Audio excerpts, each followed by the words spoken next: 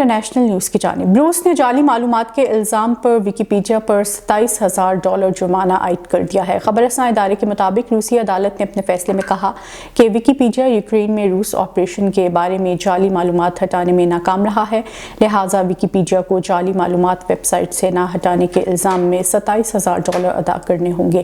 روس کی جانب سے یوکرین پر حملے کے بعد بنائے گئے قوانین کے بعد روس یوکرین تنازع پر روس کے موقف کے خلاف رپورٹنگ کرنے والے افراد اور اداروں پر جرمانے اور پابندیاں عائد کی گئی ہیں۔ ویکیپیڈیا کی مالک کمپنی ویکیمیڈیا کو اس سے قبل بھی جنگ سے متعلق 2 آرٹیکلز نہ ہٹانے پر جرمانہ کیا گیا تھا، جبکہ حالیہ جرمانہ روسی ملٹری یونٹس کے حوالے سے غلط معلومات نہ ہٹانے کے الزام میں عائد کیا گیا ہے۔ شمالی یونان میں 2 ٹرینز آپس میں ٹکرا گئیں، جس کے نتیجے میں کم از کم 26 افراد ہلاک اور درجنوں زخمی ہو گئے۔ غیر ملکی خبر رساں ادارے کے مطابق یونان کے شہر لاریسا کے قریب مسافر اور مال برادر ٹرینیں آپس میں ٹکرا گئیں، جس کے نتیجے میں 2 بوگیوں میں آگ بھڑک اٹھی۔ خوفناک حادثے میں 26 افراد ہلاک اور کم از کم 85 زخمی ہوئے۔ ہلاکتوں میں اضافے کا خدشہ ظاہر کیا جا رہا ہے۔ حکام کے مطابق فائر بریگیڈ کی گاڑیاں حادثے کے نتیجے میں لگنے والی آگ کو بجھانے کے لیے کام کر رہی ہیں، جبکہ حادثے میں ہلاک اور زخمی ہونے والوں کی ہسپتال منتقلی کے لیے بھی امدادی کارروائیاں جاری ہیں۔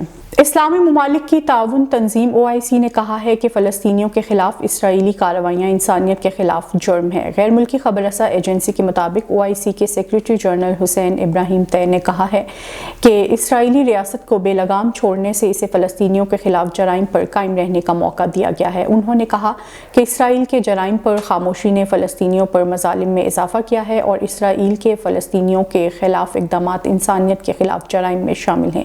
OIC کے سیکریٹری جنرل نے حال ہی میں فلسطین کے شہر نابلس میں اسرائیلی فوج کے ہاتھوں نہتے فلسطینیوں کے قتل عام کی شدید مذمت کی اور اس واقعے کی عالمی سطح پر آزادانہ تحقیقات کا مطالبہ بھی کیا۔